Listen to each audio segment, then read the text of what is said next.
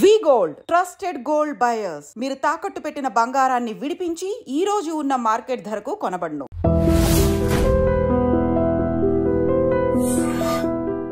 ఒకవైపు సినీ రంగంలో మీ కాలు, మరోవైపు రాజకీయ రంగంలో కాలు పెడుతుంటారు తీస్తుంటారు. సినిమా రంగంలో కాలు పెట్టి ఆడలేదు. సినిమా రంగంలో మీ కాలు పర్మనెంట్ ఉంది. ఏందన్నా రాజకీయ రంగంలో కాలు అలా పెడుతుంటారు. మూడవ రంగం మీడియా రంగాన్ని ఎంచుకుంటున్నారంట. TV channel పెట్టాలనుకుంటున్నారు. మీరే ఎవరు చెప్పారు నీకు? తెలుసన్నా సమాచారము. ఏం మాట్లాడను మాట్లాడి ఎందుకన్నా సమాచారం అన్నా ఇరికిటానికి ఎందుకు మాట్లాడతావు అన్నా? అన్న లాభం ఏదుంటే ఆ వ్యాపారం చేయాలన్నా. లాభం వస్తుందని తెలిసి ఆలోచిస్తాం. అంటే మీడియా రంగం లాభంగా మీరు అందరూ అడుక్కు తింటున్నారా? మరి మీడియా రంగం మీరు అందరూ అడుక్కు తింటున్నారా? పర్వాలేదండి, పాలే ఉన్నాము. మరి మీరు అడుక్కు తింటలేదు కదా, అది లాభం ఉంటేనే చేసేది. లాభం లేకుండా ఎవడేం చేయాలి? అన్ని మీడియా ఛానళ్ళు లాభంలోనే ఉన్నాయా? అరే నేను పెడితే నంబర్ 1 అవుతాను కదన్నా. మరి ఎప్పుడు పెడుతున్నారు?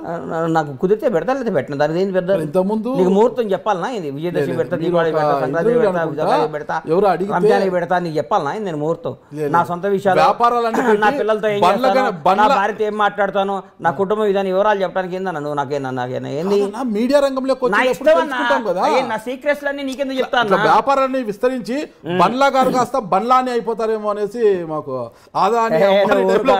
నేను గుజరాత్ లో పుట్టలేదు కదన్నా. గుజరాత్ లో పుట్టింటే అయ్యేవాడిని బండ్లాని. గుజరాత్ లో పుట్టింటే బండ్లాని అనిపించుకోవాలని ఉందా? ఇక్కడ అంటే తెలంగాణ బండ్లాని అనేసి ఏమి లేదన్నా. బాగా బతకాలి, రాజకీయంగా పెరగాలి, మంచి స్థాయిలో ఉండాలి, 10 మందికి సేవ చేయాలి, 10 మందితో మంచిగా అనిపించుకోవాలి, పోరాడాలి, యోధుల్లా ఉండాలి, అమ్మ బండ్లా గణేష్ అనాలని కోరికలు ఉంటాయి. మీరు గొప్పవారనా? గొప్పవారని ఇదే ఎక్కించినట్టు మాట్లాడకు. మీరు రైట్ అంటున్నా. గొప్పవారు గొప్పగా ఉంటారు కోరుకుంటున్నా. భగవంతుడు అని నా ఆశతో బతుకుతున్నా. భగవంతుడు దయండి. నేను అనుకున్న నేను సక్సెస్ అయితే మంచి పొజిషన్కి వస్తా. మంచి పొజిషన్ అన్న. చిన్న చిన్నది అడుగుతున్నాను, మళ్ళీ మీరు తప్పుగా అనుకోతే, మీకు ఇష్టం లేకపోతే నేను తీసేస్తాను. అది ఒంగోలు జట్టి వెంకటేశ్వర 1,20,00,000 చెక్ బౌన్స్ ఎందుకైందన్న? చెక్ బౌన్స్ కేసు 100 ఉంటాయన్నా. చిన్న చిన్న మొత్తాలు కూడా చెక్ బౌన్స్ అయితే రాష్ట్ర ముఖ్యమంత్రి ఆంధ్రప్రదేశ్ ముఖ్యమంత్రికి 100 కేసులు ఉన్నాయి. నాకేం ఆర్థిక కేసుల గురించి కాదు, మోసపడ్డాది, మోసపోయిన కేసులు అయి ఉంటాయి. నువ్వు చెప్పే చూడు, మోసపోయిన కేసు ఒంగోలు జట్టి వెంకటేశ్వర్లు ఉన్నాయి, పొద్దుటూరులో 30 కేసులు ఉన్నాయి. ఇవన్నీ ఆర్థిక లావాదేవీలే. బండ్లా గణేష్ మర్డర్ చేశాడు, బండ్లా ట్రెస్ పాస్ చేశాడు, బండ్లా గణేష్ మోసం చేశాడు, బండ్లా గణేష్ కొడుకు గుంజుకున్నాడు, బండ్లా గణేష్ ఒక అమ్మాయి నేను చేశాడు, ఉండవు కేసులు. ఆర్థిక లావాదేవీలు, వ్యాపార తగాదాల్లో కేసులు ఉంటాయి. నిజంగా అన్నప్పుడు పోరాడి న్యాయస్థానం, పోలీస్ వ్యవస్థ ఏం చెప్తే దానికి కట్టుబడి మనం ఉండాలి. భారతదేశంలో అన్నిటికంటే అత్యంత పవర్ఫుల్ అయింది న్యాయ వ్యవస్థ, పోలీస్ వ్యవస్థ. వాళ్ళకి మనం ఎవడైనా లొంగి ఉండాలి. రాజ్యాంగమే. రాజ్యాంగం తర్వాత అన్న ఈడేం తప్పు మాట్లాడతాం? కూర్చొని ఇట్టి ఒప్పాక రాజ్యాంగం మాకు తెలియదు. రాజ్యాంగం అని పోలీస్ వ్యవస్థని, న్యాయ వ్యవస్థని గౌరవించాలన్నా వాళ్ళ పరిధిలోనే వాళ్ళు తీర్పు చెప్తారు. నేను మిమ్మల్ని తప్పుగా నువ్వు తప్పే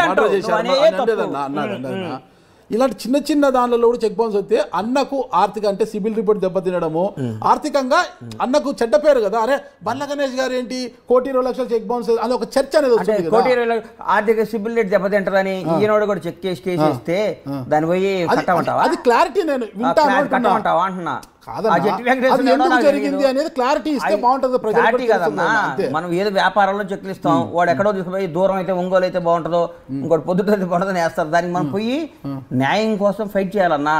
వాడు ఒకడికి భయపడి ఎందుకు 1,20,00,000 ఎందుకు బౌన్స్ అయింది? మీరు ఏదో ల్యాండ్ విషయంలో చెక్కులు ఇచ్చుకున్నాం, బౌన్స్ కాదు, ఎంటీ చెక్ ఉంటే రాసుకొని వేసారు. ₹1,20,000, 1,20,000 పెంచకు, ₹1,20,000, 20,00,000 నీకు ఇస్తా అన్నాడు. ఇందాడు నాకేం లేదు. మరి 1,20,000 అంటే మాట్లాడతావు? నాకు 20,00,000 ఇచ్చేవాళ్ళు. బండ్లన్నా ఇంతవరకు లక్షలో బండ్లన్నా నాకు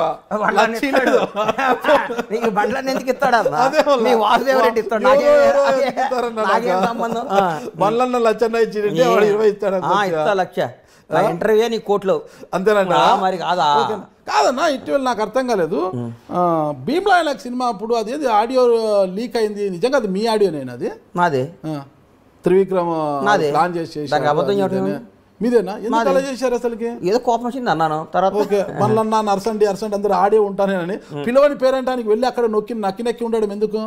పిలవని పేరంటానికి అన్నా నన్ను మిమ్మల్ని పిలవలేంటే నన్ను పిలవలేదు, నాకు ఇన్ఫర్మేషన్ లేదు. ఏమి మీరందరూ కూడా వేదిక నుంచి బండ్లన్నా అది కాదు నాది.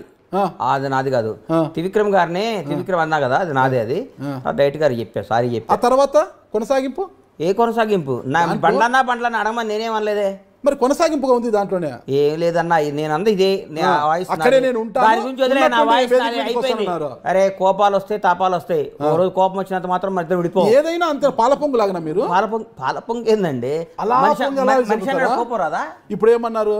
మనిషి అన్నాడు కోపం రాదా అన్న. ఆ కోపానికి కూడా ఒక హద్దు ఉండాలి కదన్నా. దేనికి హద్దు? ప్రతి విషయం నువ్వు రాసి పలానా వాడికి ఇంత హద్దు ఉండాలి, మర్డర్ చేస్తే ఇంత కోపం ఉండాలి, మానభంగం చేస్తే ఇంత కోపం ఉండాలి, డబ్బు ఇంత కోపం అని ఒక బుక్ చదువుకుంటా. మాట్లాడతావన్నా? పవన్ కళ్యాణ్ గారి రాజకీయ కాదన్నా, నువ్వు రాసి అన్నా ఇది మనాడికి నీకు ఇంత బీపీ షుగర్ ఉండాలి, ఇంత ఉండాలి, ఈ పని చేస్తే ఈ కోపం ఉండాలి, నువ్వు రాసి ఒక బుక్ రిలీజ్ చేయి మీ ఐ డ్రీమ్ ద్వారా. దాన్ని ఫాలో అవుతాం, మేము నేర్చుకుంటాం. ఓకే, నేను రాసిచ్చేకి లేదన్నా, నేను అన్నిట్లో గమనిస్తున్నా. ఏది జరిగినా కూడా ఈ మధ్య ట్వీట్ల వ్యవహారం ఎక్కువైపోయింది బండ్ల గణేష్ గారికి. ఆ ట్వీట్ ఒకటి బాగా నేర్చుకున్నారు, అందులో తెలుగులో ట్వీట్ చేయడము, ఇంగ్లీష్లో ట్వీట్ చేయడము బాగా నేర్చుకున్నారు. ఎందుకు ఆ ట్వీట్లు ఊరికి ప్రతిదానికి ట్వీట్ చేయమంటావు? నువ్వు అడిగావు నాపేమంటావా అంటున్నా. కాదన్న ట్వీట్ నాకు నాకు నాకు నా వాక్ స్వాతంత్రం కానీ నాకు స్వాతంత్రం లేదా? ఉందన్నా. కాదు, నువ్వు వచ్చి నువ్వు అడిగావు ట్వీట్లు చేస్తారు, ఏది అనవసరమైన విషయాలు ఎందుకు ట్వీట్ చేస్తారు? ఏదో అనవసరం విషయం ట్వీట్ చేశాను, ఏమనవసరం విషయం ట్వీట్ చేశానన్నా? అన్ని అవసరం విషయాలే ట్వీట్ చేశా. నువ్వు అనవసరం విషయం అనుకుంటే నా ట్వీట్లు చూడబాక, నన్ను ఫాలో కాబాక. నీకు నచ్చకపోతే నువ్వు ఫాలో కాబాక. నేను నీకు నచ్చకపోతే నువ్వు నన్ను ఫాలో కాబాక. అడుగుతావేందన్నా? నా ఇష్టం, నాకు నచ్చింది నేను మాట్లాడతాను. ముగ్గురు పిల్లలు, ఒక పిల్లలు పెంచుతున్నా సరదాగా. అదే ఇప్పుడు ముగ్గురు పిల్లలు ఉన్నారు, అయినా కూడా మీరు చాలా పెద్ద మనసు బండ్లన్న. నిజము, బండ్లన్న అంటే పెద్ద మనసు చిన్న మనసు నాకు తెలుసులే కానీ నువ్వు పాజిటివ్ గా మాట్లాడి నాకు నెగిటివ్ కనపడిద్దాను నీలో. నీ ముఖంలో నాకు ఎందుకు నెగిటివ్ ఎనర్జీ? నువ్వు నెగిటివ్ ఎనర్జీ అన్నా, నువ్వు పాజిటివ్ గా మాట్లాడి నెగిటివ్. అట్లాగే బండ్లగా మాట్లాడిన ఊరు రచ్చ చూడు. నువ్వు పాజిటివ్ గా మాట్లాడి నాకు డౌట్ వచ్చింది, ఇది అక్కడ ఇరికిస్తుండే ఎదురా నాయన అని. నాకు అందుకని నీకేదో నాకు నా అభిప్రాయం అది.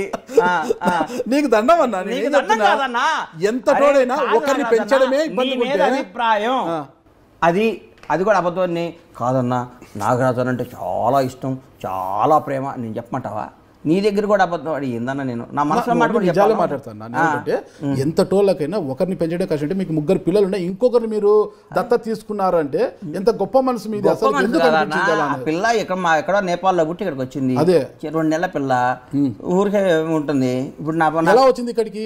వాళ్ళ అమ్మ నాయన మా దగ్గర పనిచేస్తారు. ఓకే, ఒక రోజు పోతుంటే పాపం నైట్ పైకి కింద విపరీతంగా ఏడుస్తుంది. ఆ పిల్ల ఏడుస్తుంటే పైకి పోయినాక మా భార్య ఆ పిల్లోడు కూడా తెలియదు అప్పటి వరకు నాకు. ఏడుస్తుంది వాళ్ళ పిల్లోడు ఎవరంటే, రెండోది పిల్ల వాళ్ళ మదర్ పాలు సరిపోవట్లేదంట అంది మా ఆవిడ. సరిపోవట్లేదంటే తీసుకున్నాం. ఆ రోజు ఎత్తుకున్నాం, ఈ రోజు సంఖ్య దింపలేదు ఇంకా.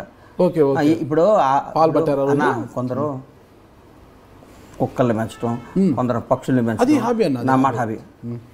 ఒక పసిపిల్ల, ఆ పిల్ల గొప్ప గుణము అంటున్నది, చాలా గొప్ప గుణం. అది గొప్ప గుణమో అవన్నీ నాకు చెప్పకన్నా, నాకు నచ్చింది. బంగారు రావే దాతల్లి టిష్యూ పేపర్ ఇరా. ఇగో నమస్తే పెట్టు. హలోను ఇగో ఇదంతా అమెరికా డ్రెస్లో నువ్వు. ఓకే, ఇండియా వాడుతుంది ఇది మాది. ఓకే, ఏం పేరు పెట్టావన్నా? నీ పేరేందమ్మా? నీ పేరేందిరా? చూడు అన్న, చూడు తుడుచుకో. నీ పేరేంటి చిట్టి? బుజ్జి చెప్పున్నా. నీ పేరేందమ్మా? నీ పేరేంది? నీ పేరేం తల్లి? నాన్నకు ముద్దు పెట్టు. పెట్టవా? పెట్టవా? నాన్నకు ముద్దు పెట్టవా? ఆయన బూచాడమ్మో, నాగరాజు అని పెద్ద బూచాడు. నువ్వు కూర్చొని చేసినండి, బూచాడమ్మా. అమ్మో నిజంగా ఎందుకో తప్పుగా అనుకుంటారు కానీ చాలా గొప్ప మనసు. వాళ్ళ తల్లిదండ్రులు మీరు తీసుకొని ఆ రోజు పాల కోసం ఏడుస్తున్న బిడ్డను తీసుకొని ఈ రోజు వరకు చంక దింపకుండా